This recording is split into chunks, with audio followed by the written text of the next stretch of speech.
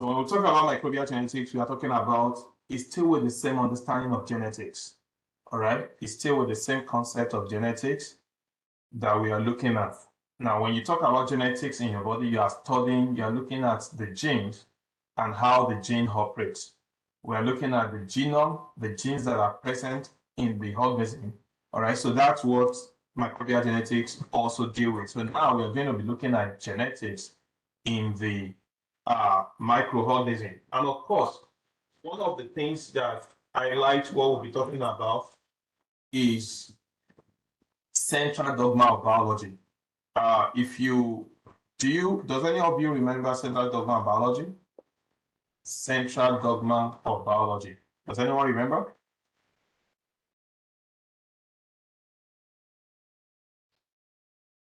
All right. Okay. I mean, I was thinking that people that have been in my class will remember on the minimum.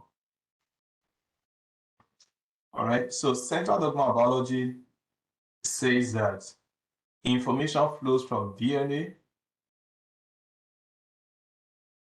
It flows to pre-mRNA if it is happening in eukaryotic. It flows to mRNA, then to protein. So that is central dogma of biology. It says information flows from DNA to pre-mRNA, or ideally to mRNA and then to protein. The DNA talks about your genotype. The DNA talks about your genotype. Protein determines your phenotype. So protein is what determines your phenotype. Oh, I want to write phenotype here. Protein is what determines your phenotype, while DNA determines your genotype. Genotype is what is inside that nobody sees.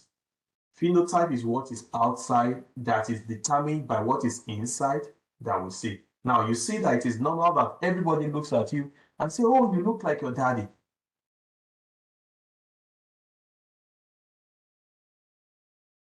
All right? Somebody can look at you and say, you look like your daddy. But now, the issue is this. Do you, they say, okay, they see you, they say your nose look like that of your dad. But you may end up saying that actually, you don't have the gene for your dad alone inside of you. Your genotype is a mixture of that of your dad and that of your mom. The only thing is that that of your dad masks the gene of your mom, and you end up appearing like your dad. So what does that mean? It means that it is the DNA that you got from your daddy that produce protein. So the DNA that produce protein is the DNA that is expressed. The gene that does not produce protein, we say that that one is recessive. So when you say a gene is dominant, it is because that gene produced protein. When you say a gene is recessive, it's because that gene did not produce protein. So now the process between here, from DNA to pre-RNA, we call that process transcription. I'll try to write it here, transcription. This process is called transcription. And this process here, from mRNA to protein, is called translation.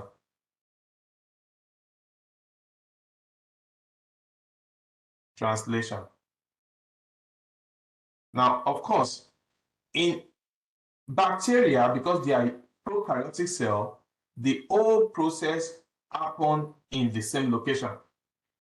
But when we are looking at eukaryotic organism, this process will happen in the nucleus, and this process will happen in the cytoplasm.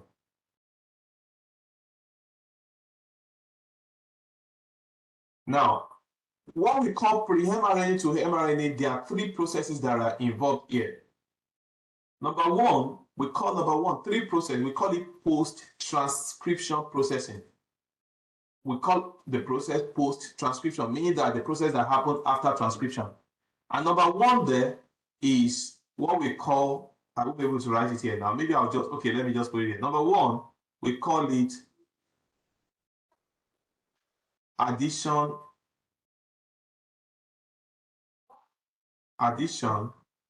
of polyaethyl. Pardon me the way I'm writing, as long as you can get what I'm saying, writing. Number two, we call it, oops. Number two is addition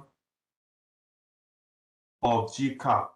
When you say polyaethyl, we are talking of A there is adenine, meaning that many A's are added, many adenine or adenine are added. Then the G is guanine. All right, so addition of GCAP, guanine. And then the last thing that happens there is called, number three, is alternative splicing. Alternative splicing, to splice something. Those are the three things that happen in between here, in quotes, to cause this pre-mRNA to become matured. Those are the three things that happens there. So let's go ahead and start now. So this, what I did on the screen now, is what we call central dogma of biology. Information flow from DNA to mRNA to protein. And this is actually what we also call gene expression. So if you remember now from Bio 1, for many of you that did it, this is what they call gene expression. All right, this is what we call gene expression. All right, now genetics. What is genetics? I mentioned it earlier. It is the study of inheritance. You study what your parents give to you that makes you to be who you are. All right, that is gene. When you are studying that gene, the genetic material, the heritable traits in quotes. All right, that is what we call genetics. Studying of that is what we call genetics. Now, what is a genome?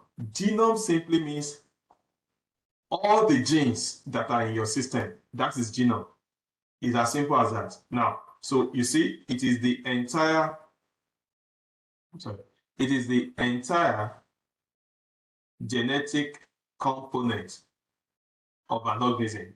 That is genome. So the genome is going to include genes and then nucleotide sequence. I'll be talking about that in a bit. All right.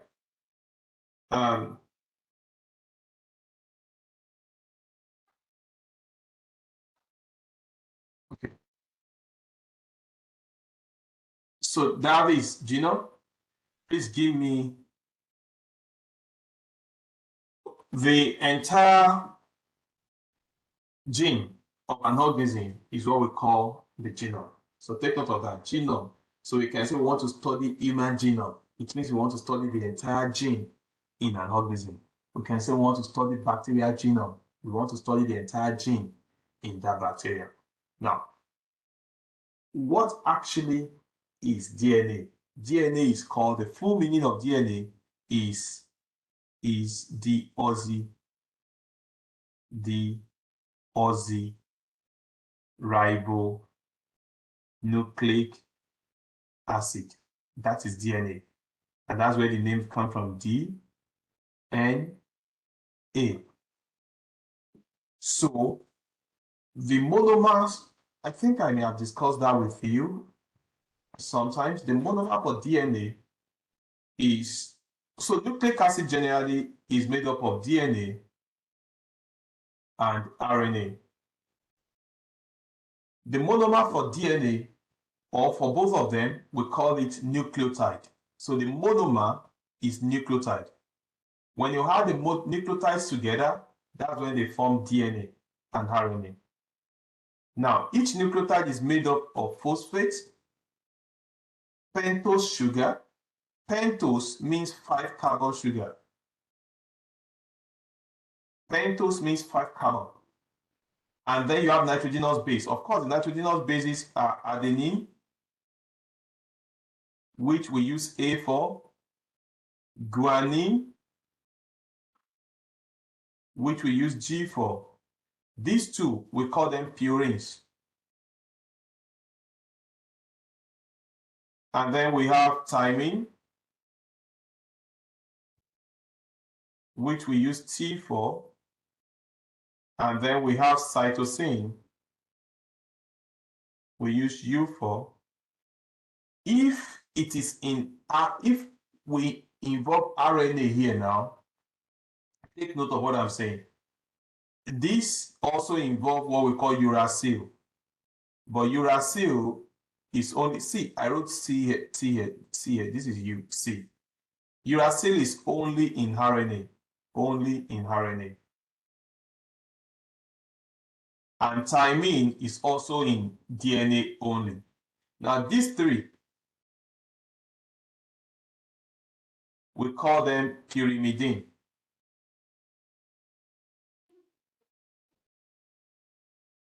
Pyrimidine, Pyrimidine, pyrimidine. These guys usually appear as double rings. So you see them when you draw their structures, they are double ring. So 2 rings. But these ones, these pyrimidines, they are single rings. I'm not drawing it perfectly, but that's 1 ring, that's 2 rings. All right, so that's the way they usually A pairs with C, G pairs with C. Now, but if it is in RNA, RNA is single strand, so we'll talk about that later. So look at this now. These are what I was just talking about. This is the sugar, 5 carbon compound. It has 5 edges. Each edge, each angle means a carbon. All right. And then when you come here, this is adenine because it is having 2 rings and it is a purine. This is thymine here, 1 ring. You see that? And you can see adenine pairing with thymine, A pairs with T. Now, when you come here, this is adenine and uracil. This is what you're going to see in RNA. In RNA, I told you there's no thymine. There's uracil there. So I joke with it. I say RNA doesn't drink T, DNA doesn't like U. So RNA doesn't drink T, DNA doesn't like U.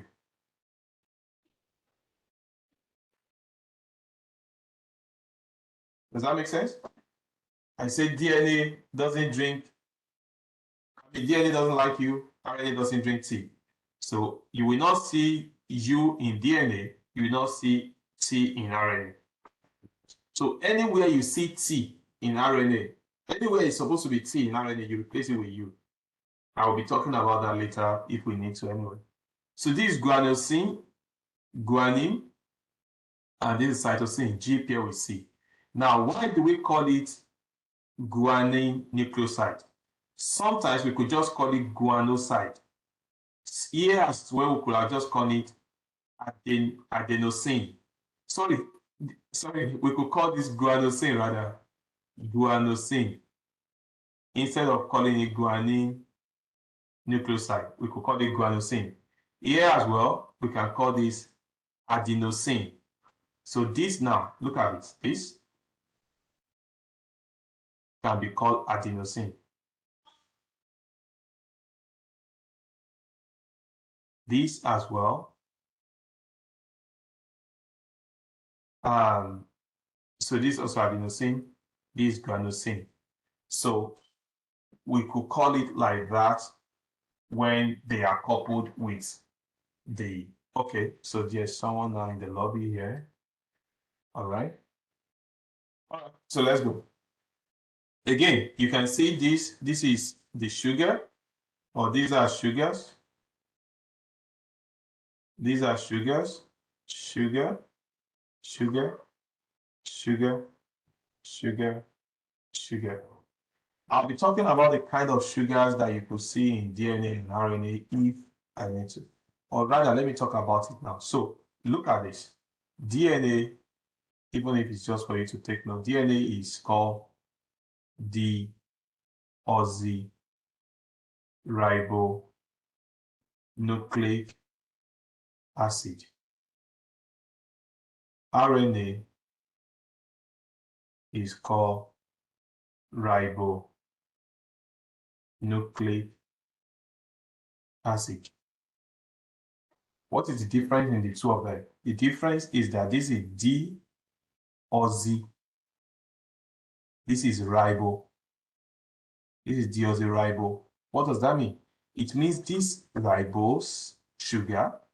Okay, the sugar, we also call it ribose sugar.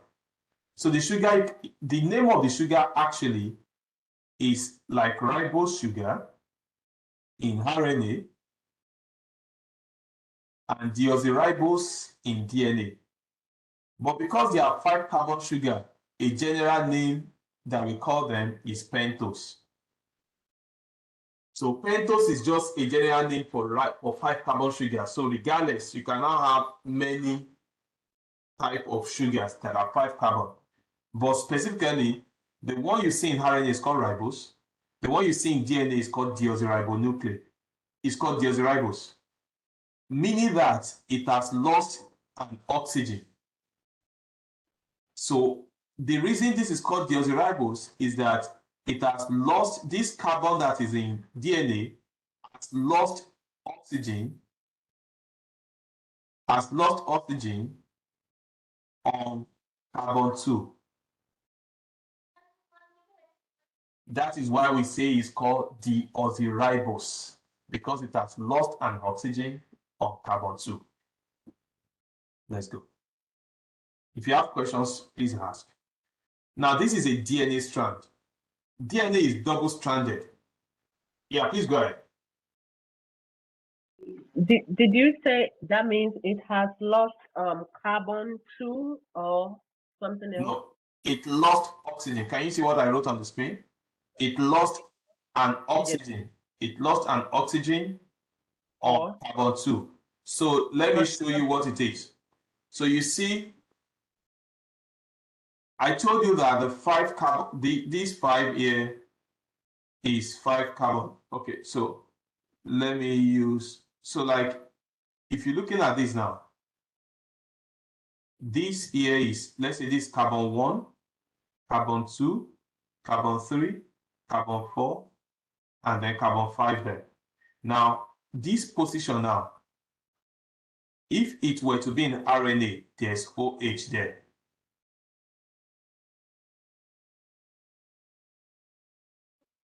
If it was RNA, there's OH on this carbon 2 position.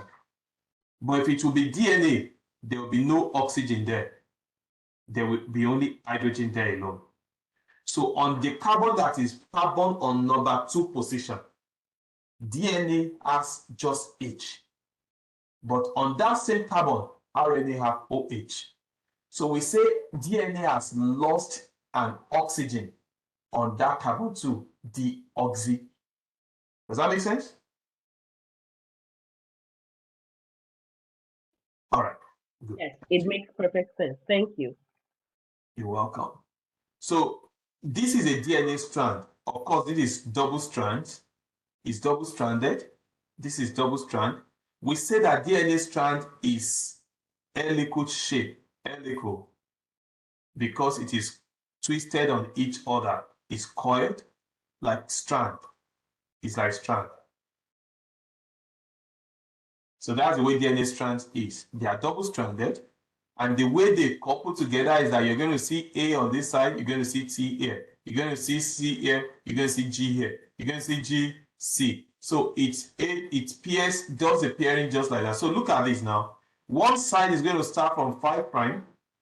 The 5 prime means that the carbon 5 is the open end there. The other stand start from carbon, 3 prime. It means the carbon 3 has the open end there, and I'll show it to you. So look at this now. This is T pairing with A, G pairing with C, A pairing with T, G pairing with C. This is DNA strand. And then it coiled together like that. So this is the structure here drawn out. Please pay attention to this very well. Now, there are 3 things that makes up the nucleotide. Number 1, the phosphate. Number 2, nitrogenous base. Number 3, ribose sugar, deoxyribose sugar for DNA. So look at this now. When you come here, this is a phosphate. And this is sugar for DNA. Now, This is the nitrogenous base, which is the base on this side for this strand. What did you notice? This is carbon 1, carbon 2, carbon 3, carbon 4, and carbon 5 on that sugar. You see that phosphate here is bonded to that carbon 5. That is why this place is called 5'. That will be the last thing on that place. But when you come to this side, this here is flipped in quotes. So you have carbon 1, 2, it's going to be, let me see how this is numbered. I think it's going to be 1 starting from here, 2, and 3. So the one that this guy bonds to is carbon 3 here. 2 is here, 3 is here. So it's carbon 3 that is here that it bonds to. That's why this is called 3 prime. All right. I hope that my arrangement is correct with the way I arrange it. So the major thing is that 3 prime is what is open here. 5 prime is what is open here. So if this is, listen now, please. If this is 5 prime here, the other end of this will be 3 prime. Okay, you can see that there. And if this is 3 prime here, the other end of this will be 5 prime. Now, what does that mean? We say that DNA is anti-parallel. Even though it has 2 strands, the 2 strand is I should clean this. Let me see if I can get this to do clean job.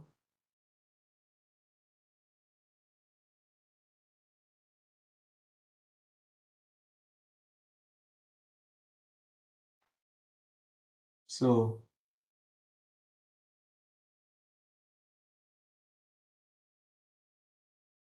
we say DNA is anti-parallel.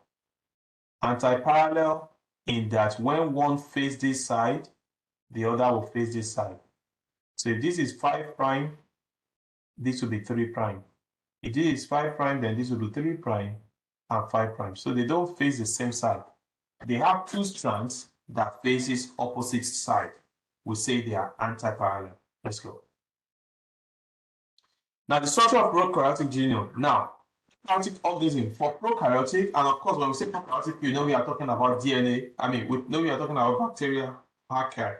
Now prokaryotic, they have the main portion.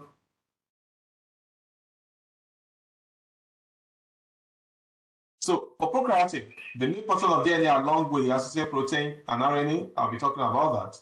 Now, prokaryotic cells are haploid. Of course, we know that. And part of what I explained that to you is that they also do binary fission. They don't do sexual reproduction. If they don't do sexual reproduction, then there's no way they're going to have 2 in their genome because it is one, in quotes, one cell that gives rise to them. So they have 1 set. All right, so they are haploid. Typical chromosomes, they are usually circular DNA. They have circular chromosomes. And then we say that where they are located is in the nucleoid. Is in the nucleoid.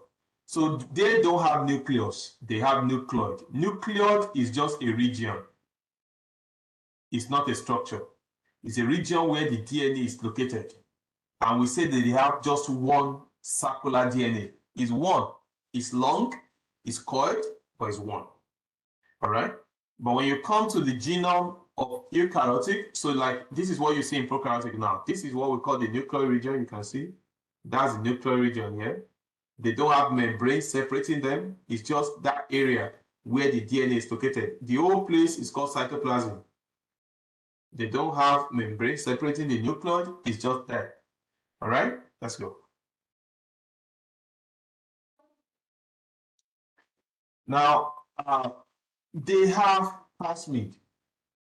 And I will still be talking about that more. In the lab, you're going to have to do, at a point, you're going to do an experiment where you are going to transform an E. coli. It's E. coli you're going to use in the lab. You're going to have to transform an E. coli. And when you transform the E. coli, what you are going to use is plasmid. You want to use the plasmid during the lab when you do that to make the E. coli to become resistant to antibiotics. So you're going to inject a plasmid into the genome of the E. coli so that it can take it up and then become resistant to antibiotics. So we call that transformation. Now, so with plasmid, there are small molecules of DNA that replicate independently, so they can replicate. They are not essential for normal metabolism, growth, or reproduction. No. Just like the resistant gene that I just told you, now if you want to put it in a bacteria, they are not needed for their metabolism, they are not needed for their growth. It's just like you are adding additional features to them, which is why we call it transformation. You want to transform the bacteria. They can confer, you see that? They can confer survival advantage. So like if you do what I was just talking about in the lab now, that bacteria will be resistant to antibiotic. So when antibiotic is supposed to kill it, it's not going to die because it has received this resistant gene. So they have survival advantage compared to what they had before. So we have different kind of plasmid. We have the fertility plasmid, which can be used for fertility. We have the resistance. We have the bacteriocin. Then we have the virulence plasmid. All right, let's go. Now, structure of eukaryotic cells. So we want to look at eukaryotic genome now, comparing it to prokaryotic that we just looked at. Now, for them, they usually have millions of chromosomes per cell. So they have more than one. All right? They have nucleus. And of course, they are produced by sexual relationships. So that means they're going to have two sets of chromosomes, which is what we call diploid. All right? So they have two diploid because two sets. Diploid is not just a number. Diploid is the fact that you have two sets from one set from father, one set from mother. That's why we call it diploid. Now, chromosomes are linear, and then they are sequestered within the nucleus. So there's nucleus, right? That's key. Let's go. All right. So this is showing you a view of what we've been discussing. Now, I will explain a few things here quickly, and then we can connect it. Now, when you see this here is called nucleosome. What is nucleosome actually? Nucleosome is still the same thing as DNA plus chromosome. That is what we call nucleosome. It's the same thing that we are going to call chromatin. So when you add DNA, I'm sorry, I was missing it up. It's not DNA plus chromosome, it's DNA plus equals to chromosome is what I should write here. Equals to chromosome. So let me clean this so that I can put it well.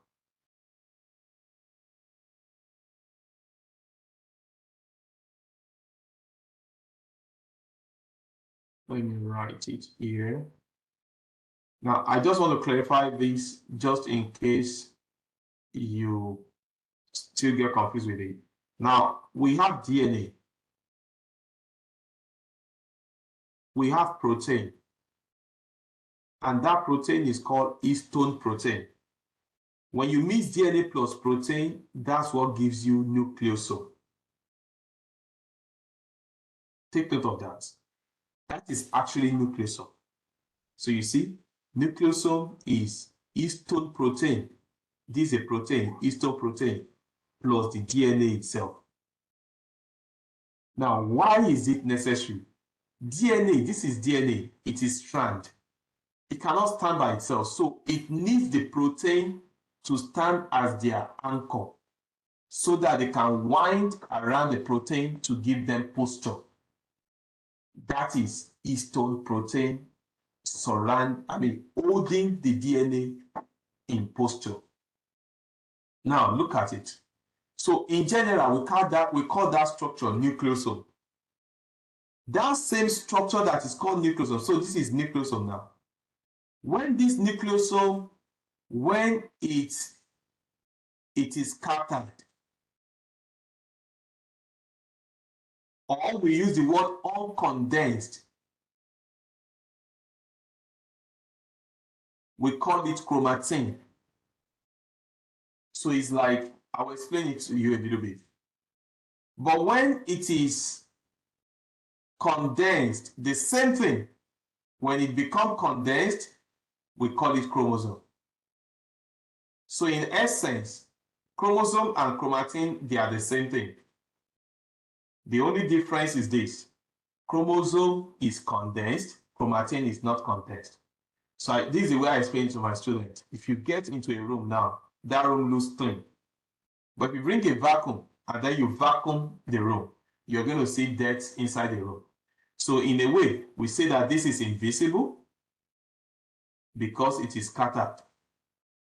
This is visible because it is condensed. So it is the same thing. Now, why do they change? It's because during cell division, it is better to have it like this so that it can divide easily like this, unlike when you have it like this, when it won't be able to divide easily. Go ahead, Florence. So is it the condensed part of the DNA that is called a chromosome? I can't hear you. Can you repeat that again? DNA plus histone. Uh-huh. First It's is nucleosome. that they are called nucleosome. Mhm. When it condenses, chromosome. Okay. When it is not condensed, chromatin. Okay. So So the the same same thing. thing can be said that nucleosome, when it is condensed, is called chromosome. Good job. The same thing can be said that DNA plus protein, when it's condensed, is chromosome. It's the same thing. It's the same thing. So All right. if you call DNA, general name you call DNA and protein is nucleosome. That's their general name. So if you say chromosome and nucleosome are the same, you are not saying what is wrong because they're actually the same. But do we go about calling them nucleosome? No. It's just like you are saying that this is a biology class. But then when you now want to talk about the class, you become specific and say this is Bio 2320. You are being specific. So chromosome may be a more specific name to use when we talk about it, but nucleosome is actually what the structure forms. Does that make sense? All right. Sure. Okay, great. So that's that. Let's go. Now, like I noted earlier, so the structure of eukaryotic so extranuclear chromosomes of eukaryotic. Now, take note of this. Of course, I told you earlier, I've told you before in this class, I believe, that plant is eukaryotic and animal, don't mind me, this is just the best I could write here. And animal is also eukaryotic.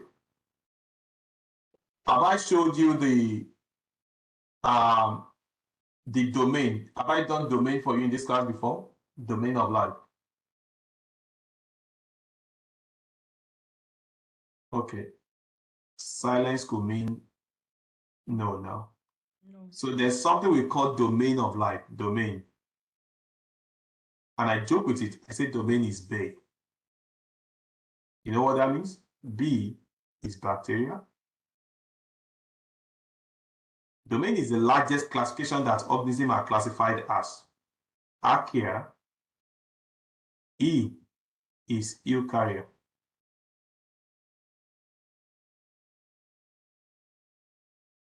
These two, they are prokaryotic. These are eukaryote. This here is where plant belongs to. Plant belongs here. Plant is a kingdom, plantae. Animal belong here, animalia. Protist belong here. Fungi belong here. So these, all of these are eukaryotic organisms. While these guys are prokaryotic organisms. Does that make sense? Now, thank you. So there are some new, do you know you have DNA that are not inside the nucleus? Inside your body now. Do you know there are some DNA that are not inside the nucleus? Are you aware of that? Yes. So you have this DNA in the mitochondria, and it's also in chloroplast. So plants have that alone. Plants have those alone. Now, what is interesting for us as human is that your mitochondrial DNA only comes from your mother. So mitochondrial DNA is just from mother, no contribution from father. Your normal genetic DNA that is in the nucleus, the nuclear DNA, it's both father and mother equally. But the one in your mitochondria is solely given to you by your mother. Now, so there is interesting stuff about this DNA in the mitochondria and chloroplast is that they look like that of the prokaryotic organisms. So you see, these are in eukaryotic, but the DNA in mitochondria and in chloroplast look like that of prokaryotic. So they are circular DNA, they are just one. They only code for about 5% of RNA and protein in the body. All right. So fungi, for instance, algae, protozoans, they carry what we call plasmid. All right. All right. So those are the things that I think you need to know about the genome. I mean, the structure of eukaryotic and prokaryotic and the way to differentiate them. All right. So just a quick review. Based on the number of chromosomes, bacteria, for instance, they are haploid. They have one set because they are not produced by sexual reproduction. Archaea as well, they are in the same category, but these guys are usually diploid. Now, plasmid, of course, frequently more than one per cell in some cells. Of course, I noted earlier in fungi, protozoa, their DNA is circular or linear. Usually, you have them circular DNA. Then these are, of course, circular. These are linear DNA. All right. Now, the only way you see circular is when you are looking at it in the DNA, in the mitochondria as well. Then you have location of the nucleus of the DNA. These are located in the nucleus. This in the nucleus because they don't have nucleus, they don't have membrane-bound organelle. These are located in the nucleus, and then you have mitochondria and also chloroplast. Then histone, these guys do not have histone. These guys have histone. These guys have histones. All right, so those are things you want to take note. All right, now we say that DNA, because when we say, I mean, you are all familiar with mitosis and meiosis. And of course, you know at the interphase stage, there's the synthetic phase there. So DNA constantly replicates itself. But when it replicates itself, it is more of what is happening there is that you have two strands of DNA, and then this one strand here will come here and then copy itself to make another new strand. And then this other strand as well will come here and serve as a template and make another strand. So in every new DNA you see, there is old DNA in it. So there's no DNA strand that is made. You don't see DNA which are two strands, and then the two strands will be entirely new. No. Every DNA you see, it's made up of one old strand and one new strand. So every DNA you see is made up of one old strand and one new strand. Now, because of that, we say that DNA conserves its once every new strand is made up, every new DNA is made up of one old strand and one new strand. So we say they are conservative, but are they 100% conservative? No, because the new DNA is not 100% old. The new DNA is 50% old and 50% new. The one strand is new and then the other is old. So we say that DNA production or DNA replication is half conservative, meaning that it's semi-conservative. All right. Number one, I've told you that DNA is arranged anti-parallel, and now I'm telling you that they are also semi-conservative, meaning that you see the new DNA is composed of one original and one daughter strand. So one will be old, one will be new.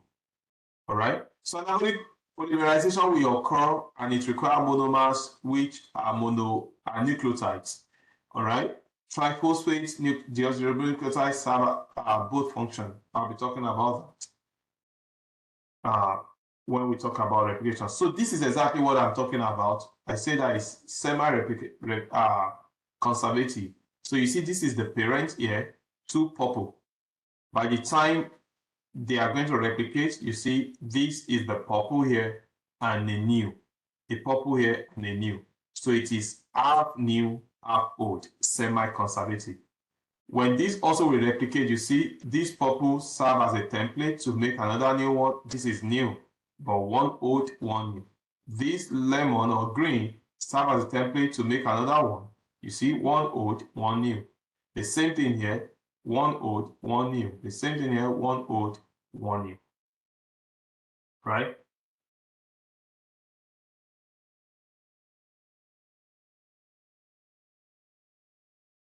All right. So the dual role of triphosphate deoxyribonucleotide as building blocks and energy source in DNA synthesis. Now, I will point this, then I think we will be pausing there. Now, this is, again, look at this. This is guanine, double strand, double ring. This is sugar. Bind the two together, it becomes guanosine.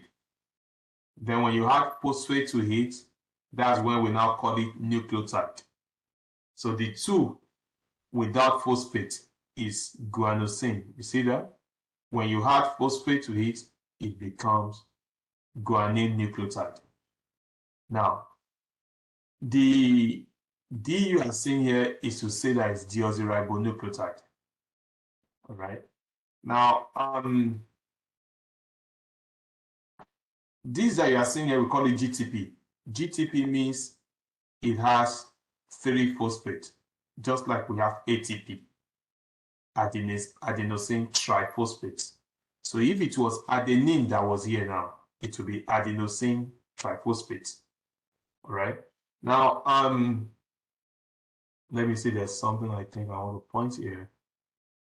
Okay, good, good. So come back to this image with me and look at something.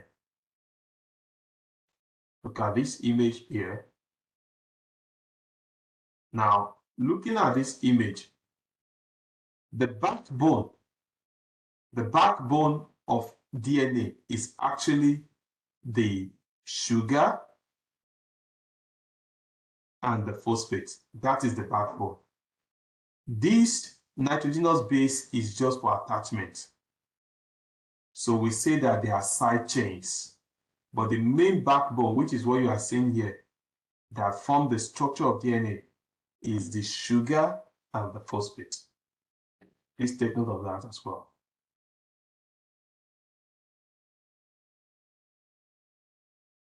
All right. Now, I think I should stop here, and then we start from here in the next class. I think that will be best. All right. All right. So let's stop here. We'll start from this. Wait, can I see the slide where you wrote the the DNA and the RNA name right quick?